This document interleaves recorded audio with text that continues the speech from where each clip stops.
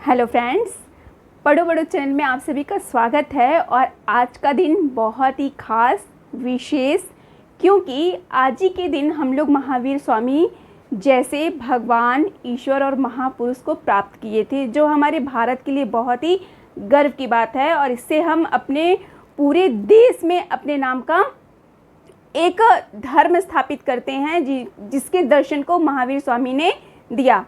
तो आज उन्हीं के विचारों को हम लोग देखेंगे और उनसे कौन कौन से वैज्ञानिक, कौन कौन से विद्वान प्रभावित हुए और उनके जीवन दर्शन से वो क्या क्या चीज़ें सीखे और क्या क्या उन्होंने अपने जीवन में विस्तार किया। तो आज इन्हीं सारी चीज़ों को हम लोग देखेंगे, समझेंगे और अपने जीवन दर्शन में व्याप्त करेंगे। तो चलिए स्टार्ट करते हैं। देखिए, महावीर स्वामी का नाम लेते ही हमारे अंदर जैन धर्म का स्वरूप विद्यमान हो जाता है। अर्थात कह सकते हैं कि जैन धर्म की स्थापना महावीर स्वामी नहीं, जैन धर्म के संस्थापक कहें तो ऋषभदेव हैं, लेकिन उसके वास्तविक संस्थापक कौन थे? महावीर स्वामी। अर्थात कह सकते हैं कि महावीर स्वामी ने ही जैन धर्म को एक विश्व पटल पे एक प्रमुख धर्म के रूप में विख्यात किया। ठीक है, महावीर स्वामी का जो जैन दर्शन है वो बहुत कुछ हमें बताता है। जैसे कि महावीर स्वामी अहिंसा को मानते हैं, सत्य को मानते हैं और बहुत सारे त्याग और अपनत्व को मानते हैं, जिन्हें बहुत सारे लोगों ने अपने जीवन दर्शन में व्याप्त भी किया। तो चलिए देखते हैं उनके जीवन दर्शन के बारे में, साथ ही साथ उन्होंने उनके द्वारा कौन कौन सी कह सकते हैं कि साइंटिफिक चीज़ें उन हज़ारों साल पहले ही व्याप्त हो चुकी थी, जो आज हमारे लिए अनेक वैज्ञानिकों ने प्रतिपादित किया है अन्य नाम से। तो चलिए स्टार्ट करते हैं। पहले तो देखते हैं कि महावीर स्वामी, इनका जन्म जो है 2500 वर्ष पूर्व 1540 ईसा पूर्व में हुआ था और कह सकते हैं कि चैत्र शुक्ल त्रयोदशी के दिन इनका जन्म हुआ था। अब इनके जन्म स्थान को देखेंगे तो इनका जन्म स्थान वही हमारा भारत महान या भारत में हुआ, वैशाली के कुंडग्राम के निकट बिहार में। ठीक है, और अगर इनके पिताजी के बारे में कहा जाए तो इनके पिताजी सिद्धार्थ अर्थात वजी संघ के कुंडग्राम के ज्ञात्रिक क्षत्रिय के कुल प्रधान अर्थात इक्ष्वाकु वंश से ये थे। ये वही इक्ष्वाकु वंश जिस वंश के राजा हरिश्चंद्र थे, राजा राम थे, और इसी धर्म से संबंधित महावीर अर्थात वर्धमान का जन्म हुआ। वर्धमान क्यों कहें? क्योंकि इनके बचपन का नाम वर्धमान ही था। इनकी माता के बारे में अगर बात किया जाए तो इनकी माता का नाम त्रिशला था और त्रिशला लिच्छवी शासक चेटक की बहन थी। और अगर वही इनकी बात इनकी पत्नी की जाए तो इनकी पत्नी का नाम यशोदा था और जो कुंडलीय गोत्र के राजा संवती की कन्या थी। ठीक है, तो ये इनकी जो है पत्नी के बारे में। और इनकी एक पुत्री भी इनसे प्राप्त हुई जिनका नाम प्रियदर्शना या अरोजा था। ठीक है, अगर देखते हैं इन्होंने कौन कौन सी उपाधि धारण की या इन्हें कौन कौन सी उपाधियाँ मिली, तो देखिए इनकी जो प्रमुख उपाधियां हैं जैसे कि केवलिनी। ठीक है ना, केवलिन इनकी प्रमुख उपाधि है, जिसका अर्थ है सर्वोच्च ज्ञान प्राप्त व्यक्ति। और भी अन्य उपाधियों की बात की जाए जैसे जिन अर्थात इंद्रिय विजेता। अर्थात ये कह सकते हैं कि इनका सिद्धांत जो था वो इंद्रियों पर विजय प्राप्त करने का सिद्धांत इन्होंने दिया। साथ ही साथ माइंड कंट्रोल या कह सकते हैं आर्ट ऑफ लिविंग का सिद्धांत इन्होंने हज़ारों वर्ष पूर्व दे दिया, जो आज हम अपने जीवन दर्शन में इसको व्याप्त कर रहे हैं। ऐसे ही सिद्धांत महावीर स्वामी के अगर पहले बात की जाए तो भगवान कृष्ण ने आर्ट ऑफ लिविंग का सिद्धांत दिया।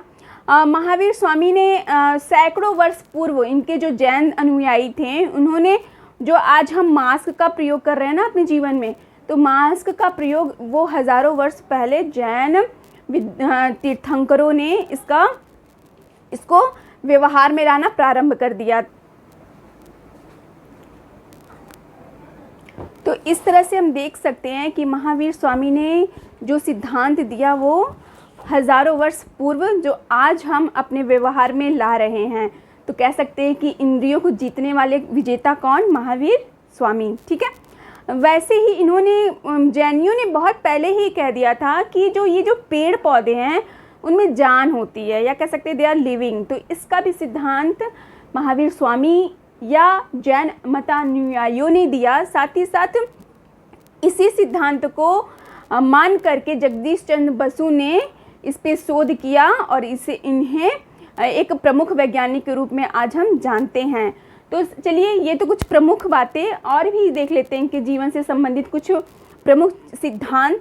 जैसे कि अगर कहा जाए कि त्रिरत्न सिद्धांत या त्रिरत्न सिद्धांत के प्रतिपादक महावीर स्वामी थे और इनके सिद्धांत में 3 चीज़ें प्रमुख थीं, जैसे कि सम्यक दर्शन, सम्यक आचरण और सम्यक ज्ञान। ऐसे सिद्धांत को महावीर स्वामी ने दिया। प्रारंभिक जैन इतिहास जो हमें प्राप्त होता है वो कल्प सूत्र और भगवती सूत्र से हमें प्राप्त होता है।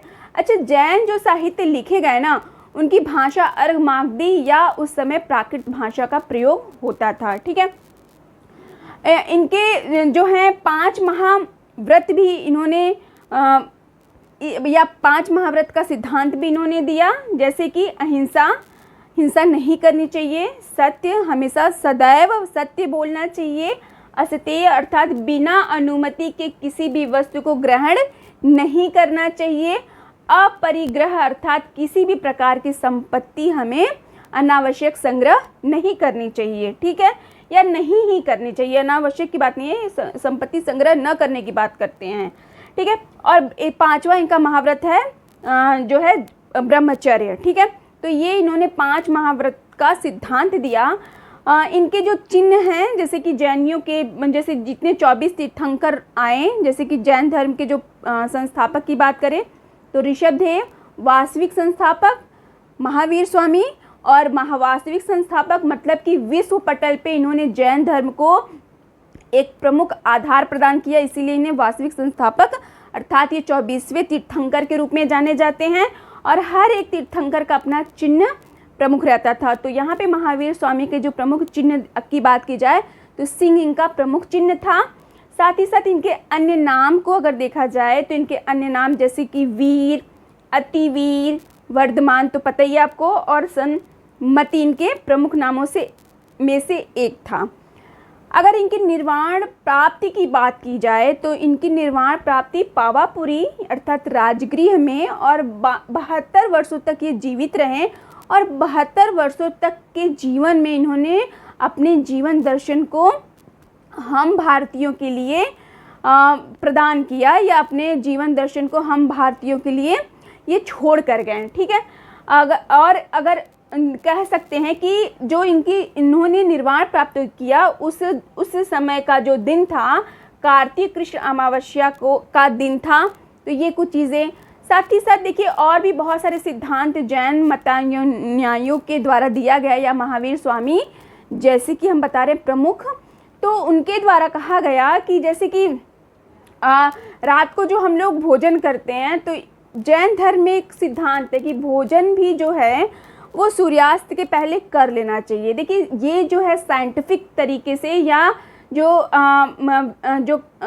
हमारे खाने के जो तरीके होते हैं, आज भी खाने की जो न्यूट्रिशन तरीका होता है कि जो हम सूर्यास्त के पहले खाना खा लेते हैं ना, तो उसमें मेटाबॉलिज्म होने से जो क्या होता है कि कम होने से हमारा खाना पचता नहीं है। तो इन्होंने सोची हज़ारों वर्ष पहले इन सारे सिद्धांत को जो आज ये प्रतिपादन किया जा रहा है, ये प्रतिपादन हज़ारों वर्ष पूर्व महावीर स्वामी ने या जैन मतावलंबियों ने सिद्धांत को प्रतिपादित कर दिया था। साथ ही साथ जैनियों ने कहा कि शब्द क्या है, सूक्ष्म परमाणु के रूप में चारों ओर हमारे घूमता रहता है। ठीक है, अर्थात शब्द कभी मरते नहीं हैं और शब्द नहीं मरते हैं। इसी सिद्धांत को कह सकते हैं कि इसी सिद्धांत के द्वारा इन्होंने पता है, चलिए बताते हैं, जगदीश चंद्र बोस और मार्कोनी ने रेडियो की खोज कर दी शब्द के सिद्धांत के ऊपर ही। तो इस तरह से हम देख सकते हैं कि महावीर स्वामी एक ऐसे धर्म के प्रवर्तक जो सत्य, अहिंसा और किसी को कष्ट न देने का सिद्धांत प्रतिपादित किया। उनके जो इसीलिए अल्बर्ट आइंस्टाइन कहते हैं, उनके मतलब कि महावीर स्वामी से ये इतने ज़्यादा प्रभावित होते हैं ना उनके जीवन दर्शन से, कहते हैं कि मैं नहीं जानता कि पुनर्जन्म जैसी कोई चीज़ होती है, लेकिन अगर मुझे फिर से जन्म मिले तो मैं जैन धर्म में पैदा होना चाहता हूँ।